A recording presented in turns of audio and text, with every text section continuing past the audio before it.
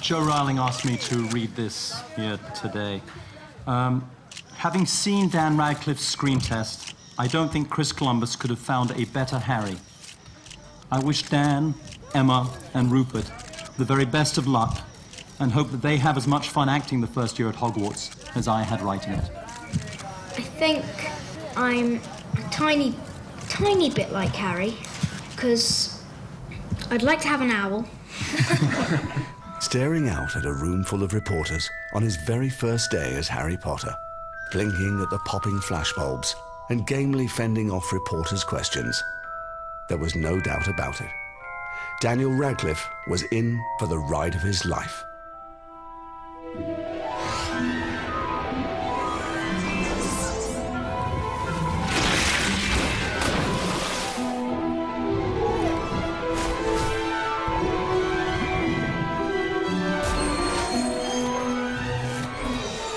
For 10 years, Daniel has lived a fantasy on the cloistered sets at Leavesden Studios and facing the frenzied excitement of fans from around the world. It's been a strange and wondrous and sometimes even unsettling journey. And the one person who can really identify with Daniel's incredible journey is J.K. Rowling herself, because she's lived it too. In 1990, she began writing her 7-book Harry Potter series with little expectation, and then watched it grow into a phenomenon unprecedented in the world of literature. And now, for the first time on camera, J.K. Rowling and Daniel Radcliffe will share their experiences over a decade of Harry Potter.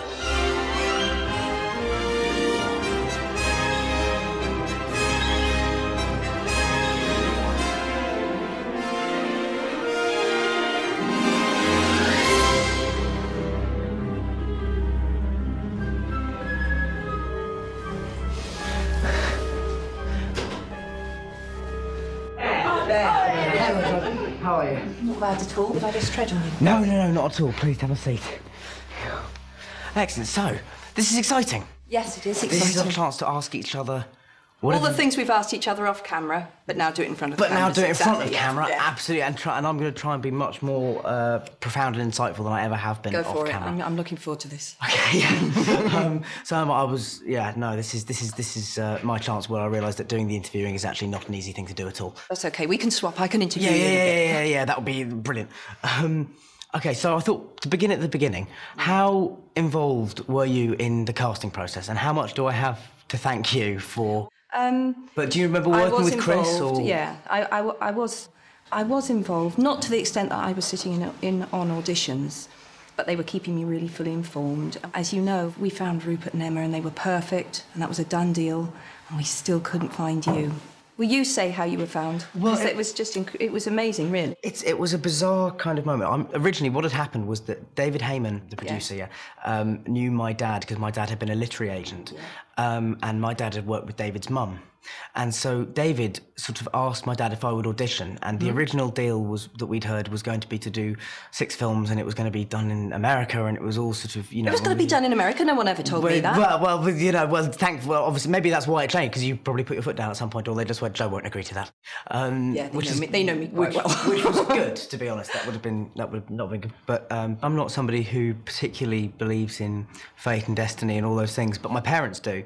And so the final straw was the fact that I went to the theatre to see a production of Stones in His Pockets, and David Heyman and Steve Clovis, who adapted all but one of the books, happened to be sitting in the row in front. You believe it? And I was sat there for the whole time thinking, why is that man keep staring looking at me? around This is me? very creepy. It was very creepy. I need to phone someone. It was very odd. And I remember at the interval, my mum and my dad both looking kind of quite intense about something. But you know, when as a kid, you're aware that you're being purposely kept out of the loop, for your own good kind of thing. And I remember we went up the stairs and out of the theatre, and then sort of hid behind a pillar. I seem to remember that it's some absurd notion that David Heyman and Steve Clovis were going to chase after us, grab me. And make you be a child actor. and then there was some debate as to whether we would go back in for the second half, but I was really enjoying the play. Yeah, and so we went back in, and then the next day my mum and dad sort of went, oh, well, maybe it is the gods sort of trying to tell us something, But there were a lot of strange coincidences. And then they called me and said, we think we've found him. And then the first time I ever saw you was on screen in my sitting room at home. Really? They sent me a video of you. And the curious thing is, and I'm like you, I don't believe in fate and destiny. Which is interesting, because it comes up so much in the book. Absolutely. I think you make your own. Yeah.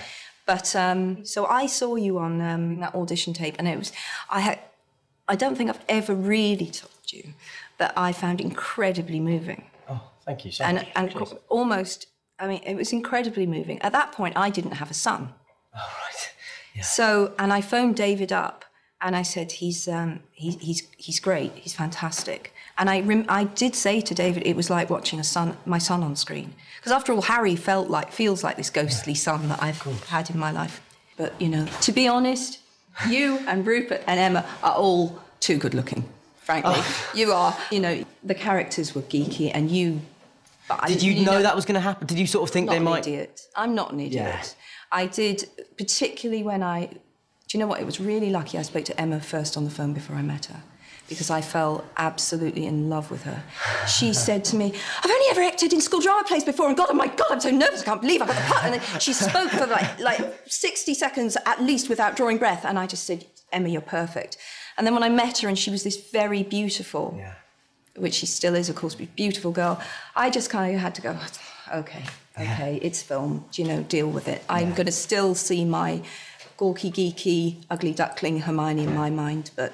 Do you think that, in a way, we shot ourselves in the foot with things like that for then Emma's reveal in the fourth film, where she comes downstairs and there is supposed to have been this transformation? Well, exactly. Because we were all looking going, well, she was already a beautiful girl. Yeah, big deal. Now she's a beautiful girl in a beautiful dress. Yes. And putting her in Fair Isle sweaters in the first film didn't make her ugly. Not that Hermione in the books is ever ugly, but it was quite a big deal for me that I had written...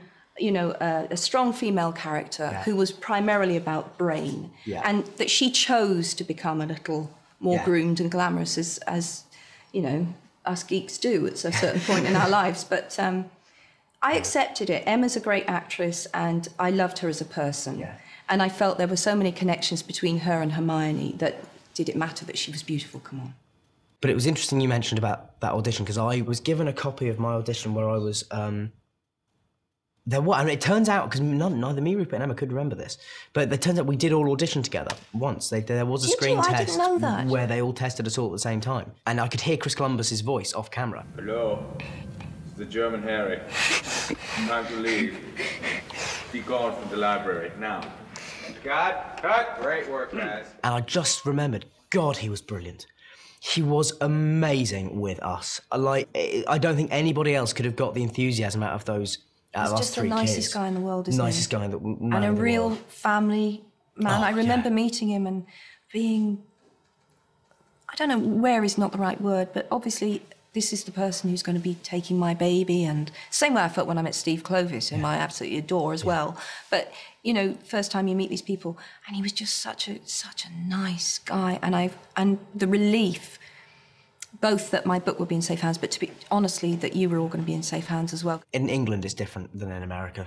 In America, they treat you first and foremost as a star and then as a child, whereas actually you should be treated as a kid first and then an actor second. Do you think you had any idea that young of what you were really taking on?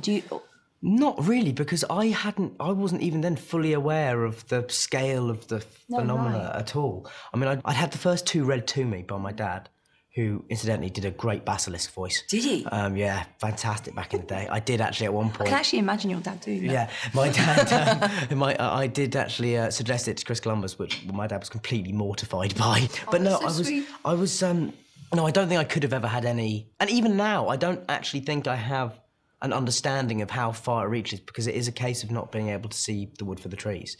You know, I'm so much in the middle of it that I actually can't see how far out it stretches. I had exactly the same experience, although I think for a while I deliberately kept myself insulated from it. I didn't want to think about it. And when people would give me statistics, so many books sold or so many territories covered, and you just think, I just want it to be me and my desk. I don't... And, you know, again, people will watch and think, oh, come on, you know, you could see the royalty checks coming in. I'm sure you noticed this. Yes. And absolutely, I knew it was. But there was a scariness and a pressure and sometimes a weirdness about and you know this and I know this, when people are obsessional about something, on the outer fringes. You will have, you know, strange things going on that you maybe don't want to focus on too much when you just want to write your book. As you say, it's you with your desk. I'd rather be in my aircraft hanging outside Leavesden with the rest of the crew. I know, it's weird. So you couldn't have contemplated, because I can remember the first premiere, and you were shaking. Yeah, you were. Yeah. But it was, I don't think any of us knew what to expect, did we? No, I don't think, because on Potter, it's a very insular world to film, so that you just basically, you know, you go into work every day, there's a big perimeter fence around the studios. We are the only film at Leavesden, so normally you'd have interaction between different crews and things. Because it feels very safe, doesn't it? I always felt that when I visited. It felt like family. Everyone knew everyone else's names. What was lovely for us was that, from my point of view, and I speak for I think most of the set, in terms of your involvement, you were around a lot at the beginning and early on, and very, very involved. And then as you kind of saw that we weren't going massively off script, absolutely. That's kind of completely right. back, completely right. Early on. But was that hard or? No, it was easy. Okay. And it was a relief. Right. I was around a lot earlier on. I wanted the Great Hall to look right. I wanted Diagon Alley to look right. You know, there were details that I saw so clearly in my mind. I knew I could help. I knew I genuinely could help, and I could help them make it right for the readers. And I felt a huge protectiveness, I suppose, and loyalty to the readership. Yeah. Once I knew you were up and running, and it was fine, it was a relief to say, right, there are the films, and I'm over here with the books, and that's fine. And I trust these people, and I did, and I do. And that's wonderful. And, you know, I think, and I have to say that it was, inevitably, you had to depart from the strict storyline of the books. The books are simply too long to make into very faithful films. And I can think of many places where it's worked just beautifully. And some things are just more filmic, and some things are more inherently novelistic. So I was always accepting of that. It didn't have to be a word-for-word transcription of my world, although some fans are that. Yes, scary. I mean, I do think I'm not that scared. That they kind of, no, you're not, which is wonderful. But I do sometimes think that, you know, if we did make a 6-hour Harry Potter film, there would be an audience for it. There would be an audience, and they would still be complaining that there were things that were wrong, and they would want the director's cut. So let's not even go down that route. So, is there anything, talking about things, you know, being cut out and things, is there anything that we've cut that you were a couple of things maybe that you were upset about that you thought could have been in, and is there anything that we put in that maybe weren't in the books that you thought, you know, because I always remember I remember something about Alfonso and the Dementors. No, I was fine. I remember exactly what it was with Alfonso. Yeah. There was first of all, on the Dementor point, I thought he did those beautifully, and I loved the fact that they really created that visceral dislike. I loved what he did with the Dementors. Cool. What there was something in the script that Alfonso really wanted to get music into the film. Right. And he put the choir in, which I loved. Yes, but at one point, he had this rather bizarre scene where I think Flitwick was conducting, and there was this, there were miniature people in an orchestra inside something. And you see, this is my geekiness. I said to him, but why? I know it's visually exciting, but part of what I think fans really enjoyed about the literary world was there was a logic that underpinned it. There was always a logic to the magic, however strange it became. And I know it's intriguing to go through the mouth of whatever it was and see these little people, but why have they done it? Yes. For you to film it, that's just what it feels like. Yeah, you know, normally with the magic, there is a point. So we had a bit of a discussion about that. Okay. Sometimes I would dig my heels in on the funniest things. I'd been saying, change the costume, that's no problem. Yeah, I don't mind if that happens in that city instead of that city. And then all of a sudden I'd say, but they wouldn't do that spell. Why would they do that there? Yeah. So I think sometimes I confused people. But I also remember, right back into the beginning, when you were cast, I remember David Heyman calling me up and saying, we've tried green contact lenses. We can digitally alter his eye colour post-production. How important is it that his eyes are green? That I will, thank you for. And I said, the only really important thing is that his eyes look like his mother's eyes. So if you're casting Lily, there needs to be a resemblance, but they don't absolutely have to be green. Oh, thank Christ, he said. Because, were the contact lenses awful? The contact lenses, there is a very small percentage of people apparently who have a very extreme reaction to contact lenses. And I was one of them. I feel really bad. No, don't worry. It's 10 years ago. It's really fine. Are you over it? Yeah, You've I'm over it now. Sorry. But there was, because also the other thing that we didn't think was a particularly good sign early on was that the green eyes went down so badly. But then after I came up in these terrible spots after about a week. Like really, and I, you know, then in my teen years did get bad acne, but I was 11 at the time. You never looked like you had bad acne. Was that great makeup? That was great makeup and some visual effects. Because I've been walking around for years saying it's incredible none of them ever even got spots. Are you joking? No, no. I promise you, I kept saying, how unlikely is that we managed to cast 3 kids who go through adolescence on screen, they always have perfect skin. I think Rupert was the luckiest of the 3 of us. Rupert didn't have much. But me and Emma, well, particularly myself, got very, very spotty. But over that first 2 weeks, it was brilliant because we put the glasses on and eventually we realised that I was allergic to them. I was actually allergic to the Harry Potter glasses because I had these 2 rings of whiteheads and spots had come up around my eyes. And it took us about a week to realise that it was actually the glasses. But it didn't. It's lucky neither of us believe in signs, isn't it? Exactly. It really is lucky we don't believe in omens. But I also like that you sort of people selectively believe in omens, so that we probably just disregard that one anyway. Yeah, exactly. That would be coincidence. You were meant to be. Yeah. I remember my first day was quite scary because I looked on the call sheet and it just said me, Emma, Rupert and Robbie Coltrane. Because actually we were shooting the last scene of the film. You love Robbie though. Yes, it's wonderful. David Heyman said to me, if there's one actor that you really want for one of the parts, and I said Robbie for Hagrid. Really? And I just kept saying it, and they talked about other people, and yeah, that was a bit of a deal breaker for me. While we're on the topic of the other actors, Alan Rickman and my relationship with Alan since the 5th film has changed totally. Has it? And because on the 5th film I found him very, very intimidating. He is scary. And he is a scary guy. He's just scary. Before you sort of, and then I went and did Equus, and then we went out for dinner afterwards, and suddenly I found that Alan is actually hilarious. He can be very, very funny. Really funny and self-deprecating and kind of wonderful company, and who also was so supportive of me whenever I was going on stage. At one point, he cut short his holiday I think in Canada to come back early and see the show so he could talk to me about it. I didn't know about like that. he does. Lovely. He's amazing. Like he does things like that. And but how much did he know originally? Because there was always been this thing of Alan knew something. Alan really makes me laugh. Right, it's absolutely true. I told him really early on that Snape had been in love with Lily. That's why he hated James. That's why he projected this amount of dislike onto Harry. So he knew that.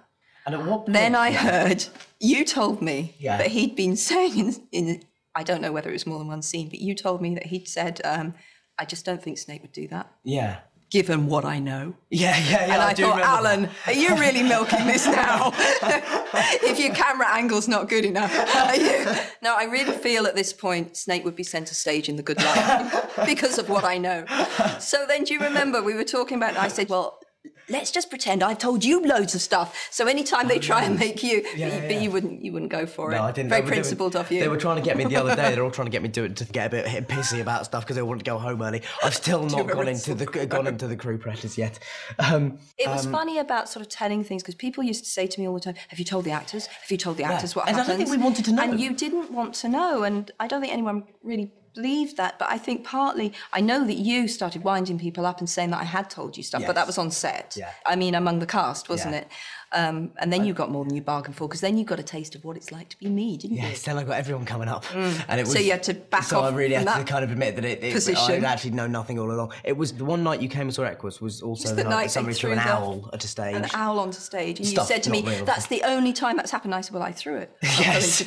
Yeah, I'm sorry about that. Yeah. And afterwards, I remember I turned around to you and said, do I die? Go on. I've got to ask. Go on. Do I die? And you very cryptically sort of paused for a moment. Said you get a death scene. You get a death scene. Which was sort of... And I saw you double take. You knew. Yeah. You said, Yeah. At that point, I was kind of like, okay, I sort of vaguely have some idea what's going on. And Neil, my husband, afterwards said, what did Dan ask you when he lent into you? I said, he asked if he's going to die. What did you tell him? I said, I'm not telling you. So did Neil not even know? Really? But so because I remember hearing a story at one point about, you killing off a character and becoming very upset about it. And would you not be able to talk to him about that kind of stuff? I think I told him in advance of Dumbledore. Okay. But he didn't know whether Harry was going to make it. No one knew. Really? You really were living with that weight then? It's funny because Matthew, I remember seeing Matthew at the premiere for... He's brilliant, isn't he? He's brilliant. Yeah. And there's another example. You know, they cast what they think is this plain-looking kid, and he grows up to be this kind of rock god. And also one of the coolest, most hard-working guys on that set. Yeah. I met him at the premiere for Half-Blood Prince, and I said, there's some great stuff for Neville in, and he went, I don't want to know! All right, sorry, just trying to liven up the conversation. There you are. But you can normally rely on me and Matt for understatement. He was pretty forceful. In the books, obviously, it's how much were your school days kind of influential on the kind of not obviously in the magic, but in the no, not at all. I went to a comprehensive. All right, so okay. it was, cool. So all these kids you've inspired to go off to boarding schools. Yeah, God, which was the very last thing I wanted to do. It certainly wasn't pro boarding school. It's simply logistics. There's a logic underpinning the world, and if you are a part of society who's living in secret, and you want to gather together a large number of your children and teach them potentially dangerous and explosive things that could expose the whole society. You are going to do that in an isolated place, and you probably are going to have them board there. Yeah. It was just logistics. Yeah. But of course, there is an appeal to young people, and there was to me, the idea of just being together with young people and being divested of your parents. Yeah. I think that's quite appealing. Yeah. It's much more interesting to write about if you're talking about kids with kids, and the authority not being parental figures. It just allows them much more leeway. Yeah. So that's why it was. But it was no kind of a yen to recreate any sort of 1940s boarding school in the slightest. I know this for a fact, and I'm afraid people will just have to take my word on this, because after all, I have met thousands of the kids who've read these books. Children from virtually every walk of life would like to go to Hogwarts. Oh, yes, absolutely. I still would. Well, you know, it's an exciting place. It's spooky. It's mysterious. They get rid of their parents. Yeah. They get to have feasts every day. It's in some ways a fantasy. It's a dark fantasy because there are things there that are frightening. Yeah. But you could have quite a nice life at Hogwarts as long as you kept your head down. And weren't friends with Harry Potter, who kills everything he touches. Moved to Midsummer. Why'd you go and live there? It's a terrible idea. Don't be friends with Harry. Yeah, because in a way, because what I like about Harry as a character is that one of the things that sort of marks him is that so many of his relationships and so many of his most important moments in his life have been to do with death. And, you know, for instance, his relationship with Cho Chang. He's Typhoid Mary. Everyone who enters a room with Harry is going to cark it at some point. Exactly. I mean, you don't hang out with him. Well, exactly. Talk about an aura of doom. Yes, and that, of course, that was quite deliberate, and he's because the prism through which I view death in all its many forms. Wow. Of course, yes. As the books went on, and you realised that actually suddenly it was getting a massive adult fan base as well. Did you then realise you could gear it more towards adults in showing that kind of stuff, or were you always going to confront kids kind of with that? No, I always... Anyway? Well, it's a very good question, because clearly I never went into it expecting to pick up an adult fan base the way that I did. Having said that, I had said from the very first, I said to my first editor, Barry Cunningham, I want them to grow up, and it will get darker and it will get scarier.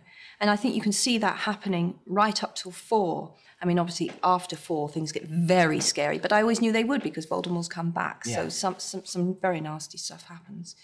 So I really went where my pen took me, and bad though it may sound to some people, I never really considered my readership in that way. I never sat down and thought, I just wrote what I wanted to write. Yeah. And things got darker and darker and darker, as you know, and...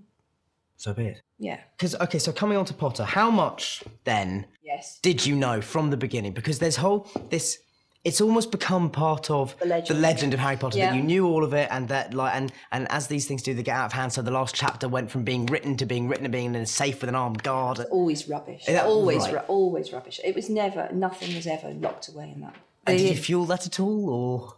Well, there was a degree of truth. I had very early on, but not the first day or anything, probably within the first year of writing, I wrote a sketch for what I thought the final chapter would be. So that's true. But it did change. Okay. Because at least one character was alive in that version of the character that subsequently I killed. So, you know, there were a really? couple of people. Can we hear who? Lupin was supposed to make it, and of course really? he didn't. No. Yeah. Lupin's one of my saddest ones, I have to say. Me too. That was pretty awful. Me too. I hated killing them. Yeah. But they had to go. You've got the chip of ice in the heart of a writer, as Graham Greene says. Well, now, here's another thing, because was there ever a chance that one of the main... Because I was convinced that one of the main three had to buy it, eventually. One of them was funnily enough, I planned from the start that none of them would die. Okay. Then, midway through, which I think is a reflection of the fact that I wasn't in a very happy place, I started thinking I might polish one of them off. Out of sheer spite.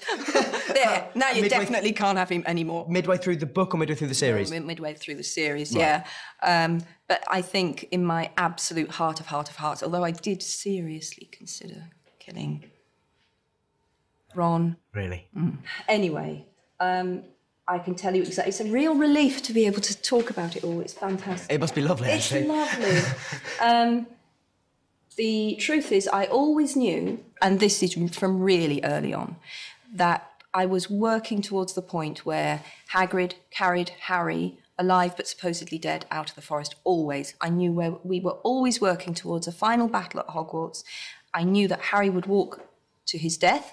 I planned the ghosts, for want of a better word, coming back, that they would walk with him into the forest. We would all believe he was walking to his death, and he would emerge in Hagrid's arms. So that's what always kept Hagrid safe, because Hagrid actually would have been a natural to kill in some ways, but because I always cleaved to this mental image of Hagrid being the one carrying Harry out, and that was so perfect for me, because it was Hagrid who came and took him into the world, and then Hagrid who would bring him back. And the onlookers would believe he was dead, you know, and just physically Hagrid being so big and fatherly, and Harry being limp in his arms. So that's where we were always going.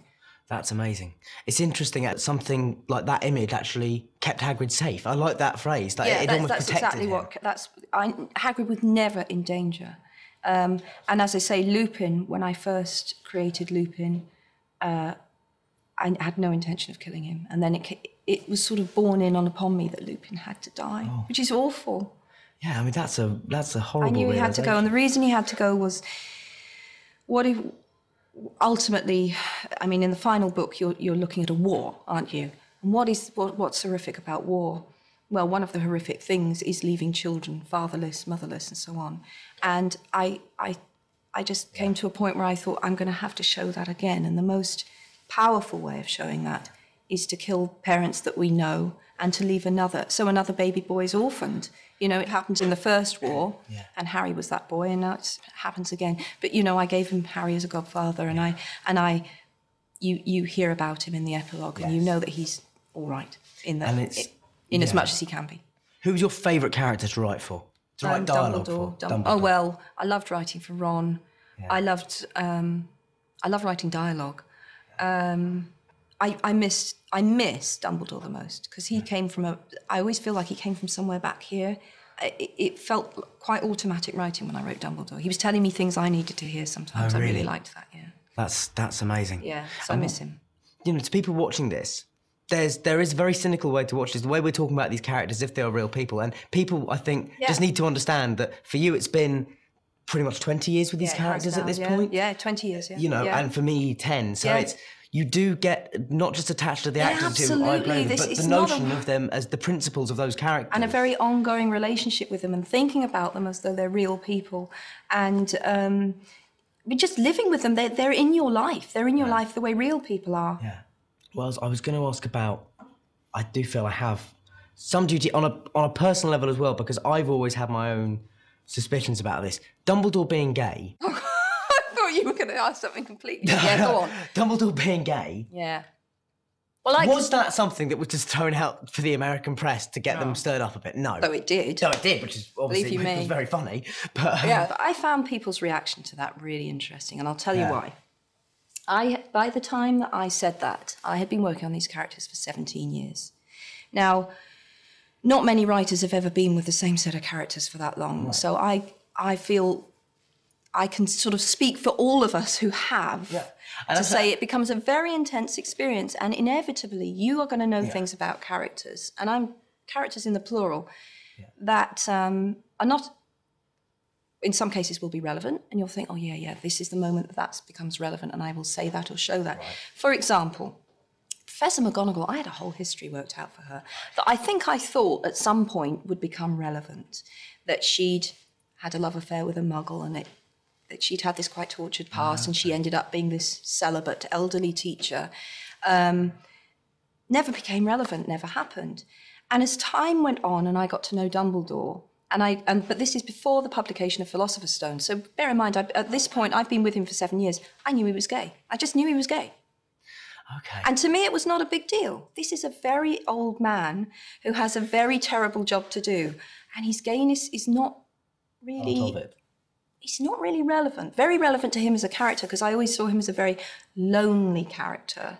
And I think that there is, in fact, a hint of it in 7, because the relationship he has with Grindelwald, he fell very hard for this boy. He's awfully trusting of this good-looking young man when he shows up. Don't you think it was perfect that Dumbledore, who is always the great champion of love, Harry, love will save us, love, his one great experience of love was utterly tragic.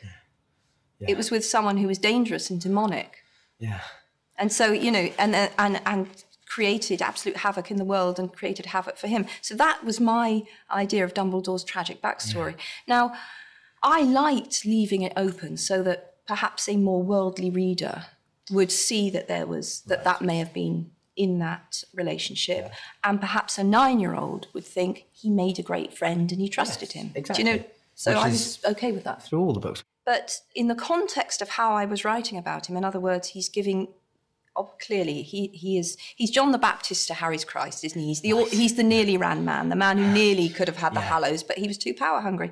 That was what was interesting to me about Dumbledore.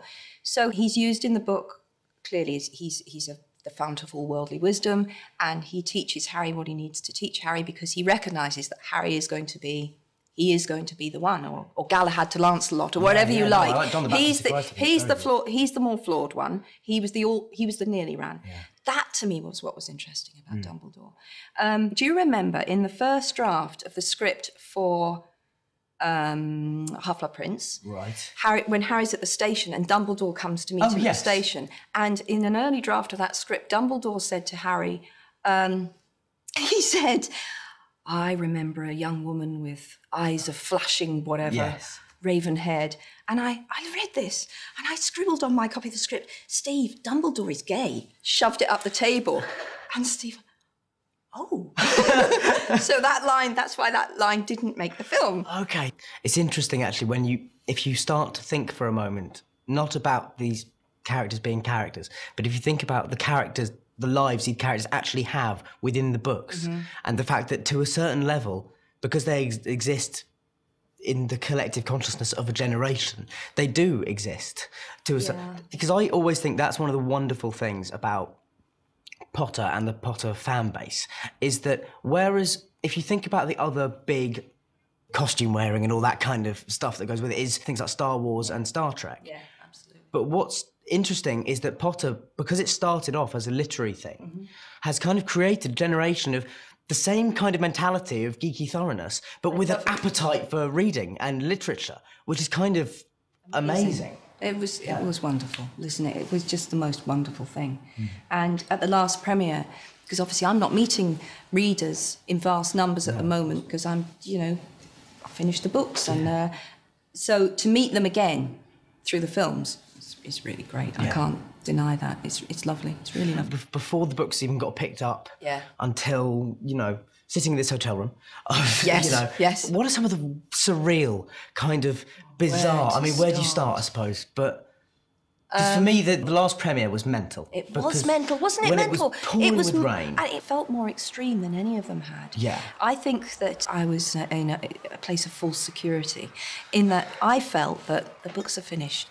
So the excitement will really drop. Fool. Yeah, was I ever? Because I got out and it was like aircraft engine noise, wasn't it? It was scary.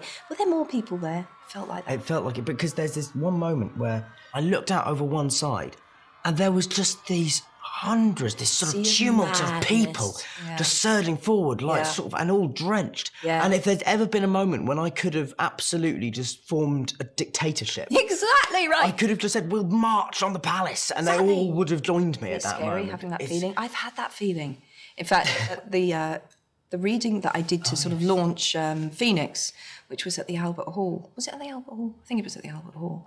And they had all these graphics behind me. It was like Nuremberg.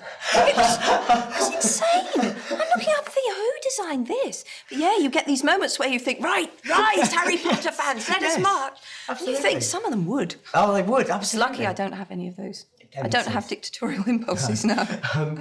But no, I mean, the only thing you can do is laugh at it, and it's hilarious, and it's so funny. I mean, it's bizarre. I mean, when somebody, tries to, for instance, when somebody once tried to jump into the front seat of the car with us, does somebody try to follow us in afterwards? You've got two reactions to that situation. You can either be terrified and think, oh, people are going to try and get into my car, or you can think, that's hilarious that she tried to do that. I'm fine now that I'm safe and it's all fine, and that's quite funny. But no, those first. I don't want people to jump in your car. You see, that makes me uptight. Okay, sorry.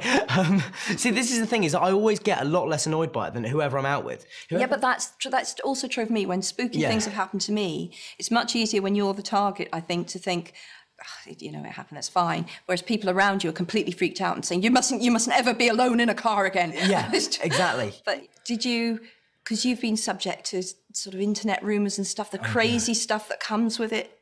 Does that make you laugh? I've got a kind of top, at least a top 4, I think, of these. Oh, tell me. The stories that I've heard about myself. Go on. Was that I was getting SAS guards to walk my dogs. Well, it's best, Dan, really. Let me advocate that. That I was getting. How many dogs have you got? 2.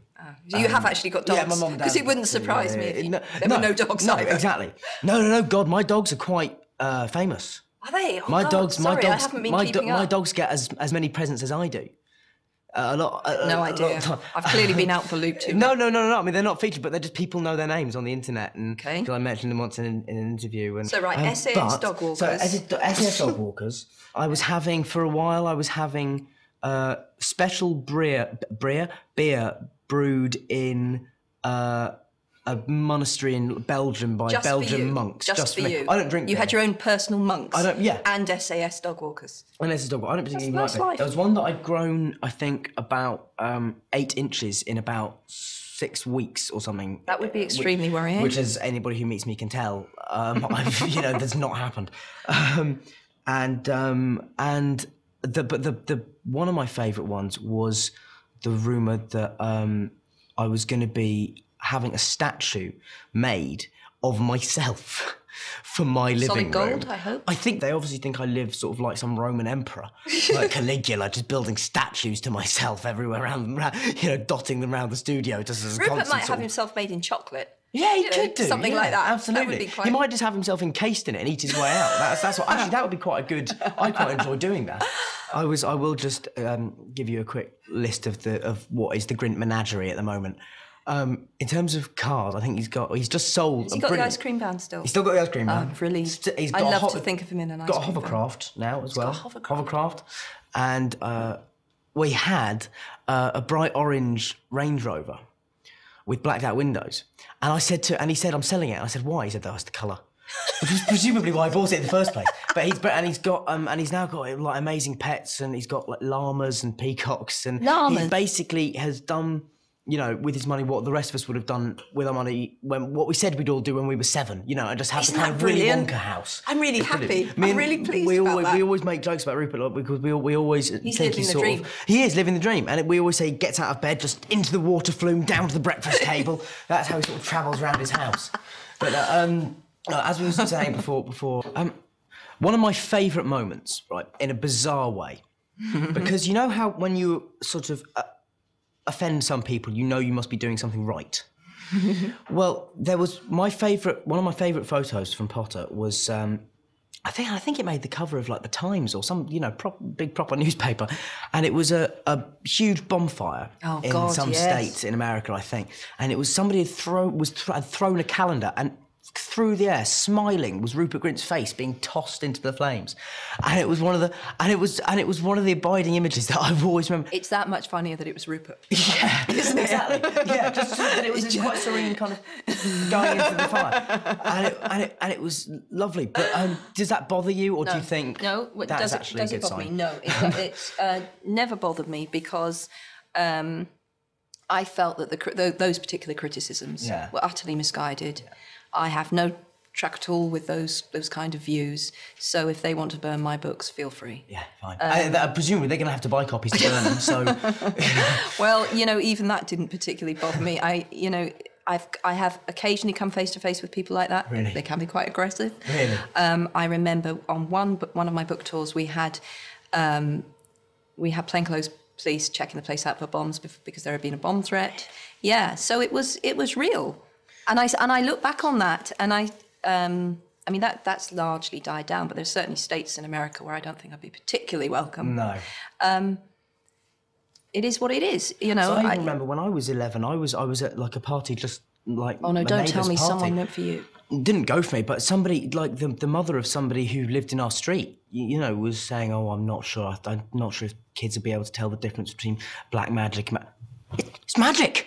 So what's the issue? It's a book." I have a real issue with anyone trying to protect children from their own imaginations, and I think that a lot of this goes on, and if we cannot acknowledge and embrace the fact that we all have a certain degree of darkness within us, some more than others perhaps, and bring it into the light and examine it and talk about it, this part of the human condition, then I think we will be living in quite a dangerous climate. And I think that's much more damaging for children. Absolutely. I think truth and openness are the way to go. Something can't be talked about. Exactly. It becomes a danger. Yeah. But sometimes it made me sad. I remember I went back to my old primary school, and a child had been excluded from the reading. He was sitting alone because his parents didn't want him subjected to my evil influence, and that made me feel really sad. The opportunities this has afforded me, because people in interviews, a commonly asked question I get is people say, do you think it's going to hold you back from,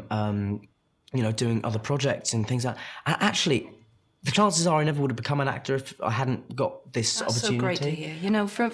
You have said that to me before off camera, but from my point, that's the best thing I could hear. That you feel that it's been a springboard rather than it's been a straitjacket, as people would have. Never would have got the chance to do Equus or My Boy Jack or any of the other stuff, and anything like. And that's the thing I think that anybody whose career was born out of Potter has to remember, that no matter what we do for the rest of our lives, the chances are they are things where the opportunities we never would have had in the first place if we hadn't got Potter. And we were involved in this extraordinary thing for 10 years of filming that was kind of unlike anything else that's ever been done, just in terms of the amount of people that are there and the continuity of everybody being there the whole time. Are you thinking about how you're going to feel when it ends? Because it's been so stable, hasn't it? Always filming in the same place, always the same people, which was wonderful. Which is wonderful, but equally... Does it feel strange that you know it's coming, or do you not really focus on that? Just recently, we've all started thinking about it more. Because, you know what, it was the moment was actually, I was talking to Amanda Knight and Lisa Tomlin, who do hair and makeup on Potter. Amanda's done my makeup every day for 10 years. And is an amazing makeup artist. Yeah, do you remember that day I came to visit the set and she'd painted, you looked really beaten up. And I walked into you and Rupert, and I walked into the room and said, "What's happened to you?" And you said, "Well, if you don't know." Yeah. It's pretend. Oh, God, yes, I was already giving you drip at that stage. I was like, excellent. But I was talking to them the other day, and they were talking about another job that they might have lined up afterwards. Yeah. And it was the first moment of actually, it wasn't sadness, and it was jealousy. I was jealous that another actor was going to get those two, because Lisa's done my hair on the 6th and 7th film, but also she was on the 2nd and she's been in and out, and someone I've come to know very, very well as well. And so the fact that another actor's going to get them, I can imagine, is really is something.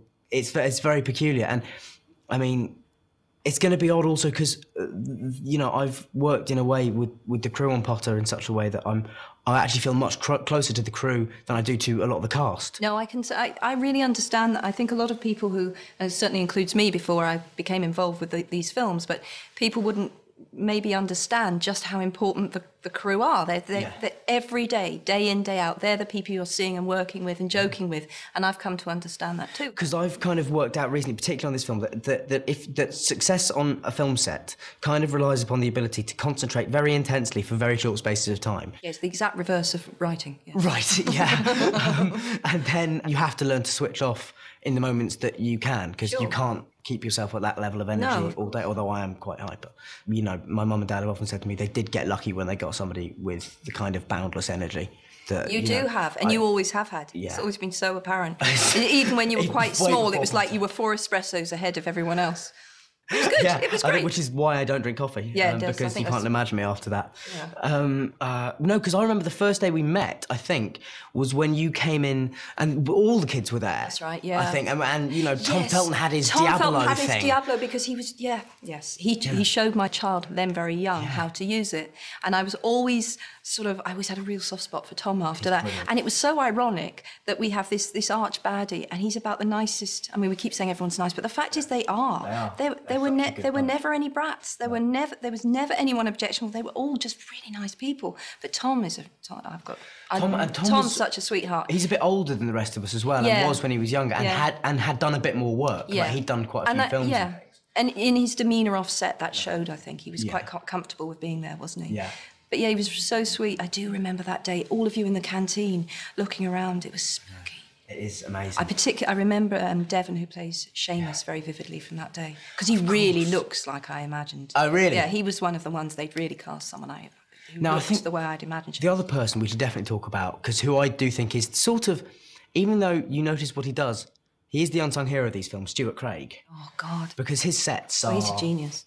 I mean, for me, that's what makes just the world. a genius, yes. Yeah. Because it's the detail of everything. Because I think that's what has allowed us to survive as a successful franchise. Because we sort of have, because we started off at the same time as a whole host of other kids' fantasy films have sort of started. But the reason I think we've managed to do so well and sustain the story right to the end and keep people interested is largely down to, I think, the sets and the fact that the detail that goes into the world is so thorough, it feels complete. World. And I again, as someone who's not, been involved in the film business and came to it entirely new, to be able to walk into the Gryffindor common room and pick up the comics and read them, it's so real, it's so fabulous. Kids who visit the set are blown away by it, aren't they? That they can walk into all of these rooms and play with all these things. Unfortunately, we've now lost the Gryffindor common room. Is it gone? I don't know. It was my favourite set. I don't know where it is anymore. I think maybe it's probably. I don't think it's because it was everyone's favourite set. So I think it's probably better not have moved. been set up in someone's back garden. Oh no, I'm sure that's not the case. But you did tell me everyone's going around putting dibs on various props. Yeah, well, I'm really eyeing up my glasses. That's what I want.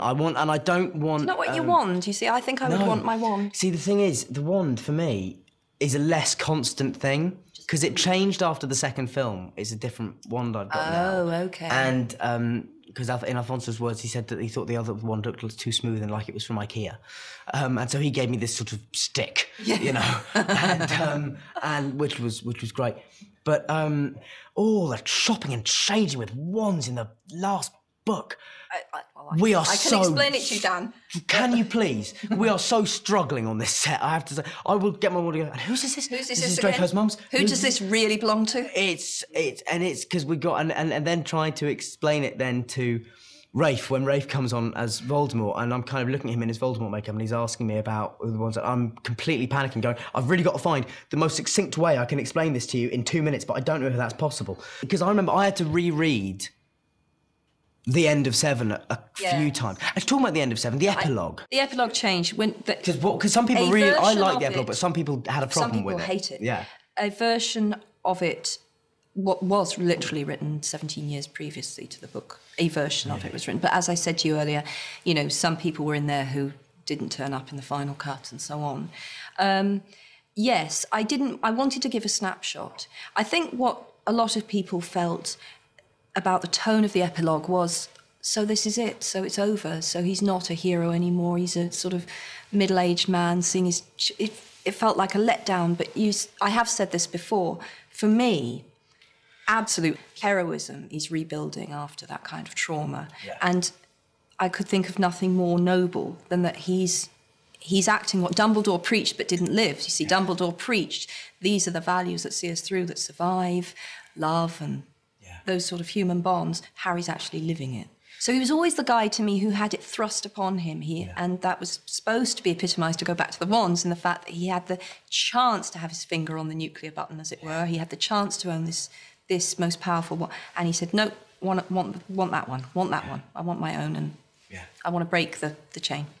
And going back to, what was the moment like when you, I mean, how solid is the end of writing the book? I mean, do you give it in and then it's done, or? Well, actually, this time it felt really solid. I mean, I had editing to go through, but it was after it was published that it really hit me. Now, I had been prepared. It's an awful thing to say, but in some senses, it was like knowing someone is going to die. Yeah. I had a long time to prepare. I always said 7 books, that's it. That's what I planned from the beginning. But even so, it hit me like a train. On my birthday, which was the same month as publication, which is also Harry's birthday, which I wasn't particularly thinking about, but I cried as I've not cried since my mother died. Oh, really? Honestly, yeah, it really hit me. And I mean, my husband was, why? What's wrong? What's wrong? You know, and I said, I just can't go there anymore. I can't go there anymore. And it had been a place I could escape to for 17 years, and I knew the door had closed, and it was, but it was very cathartic. Yeah. And after that day was past, I became much lighter, and there were aspects, you know, of it that are liberating. Obviously, I feel I've done that job, and that's always a good feeling. Well. Oh, thank you, Dan. That's done. But yeah, it was tough. It was tough. I'm not going to pretend it wasn't. I cared so much about the characters. I loved writing the books. Most of the time, I loved writing the books. Yes. But you tell me how you're feeling about the end of it, because no, I mean, there's I feel like a therapist. It's going to be very strange and very upsetting, but it's the little things that you'll miss most. Like, I mean, and also it's the fact that, you know, I mean, I'll walk into that studio for one day over the next few months and sit down in front of that makeup mirror, and it'll be the last time that I film that day, because then I'm going off and hopefully doing other things. And as you say, it will be liberating, because I'll no longer have to, you know, when I get sent an amazing script, go, I'm sorry, I'm not available for the next 7 years. You know, I mean, or whatever. But so I'm very excited about the opportunity to just live that sort of actor's life of just getting a job and going off and doing it, and, you know, and those kind of things I'm very excited about. But it's also, there's an awareness that it'll never be the same again, that I'll never have that period of time. And also, it's not just, I mean, I look at this more, you know, in terms of a landmark, more than my 18th birthday was, this is me becoming an adult now. That is me leaving the nest now, you know. But no, it's been a good 10 years for me, so thank you very much. Oh, Dan, that's good to hear. Cool. Good one. Cheers.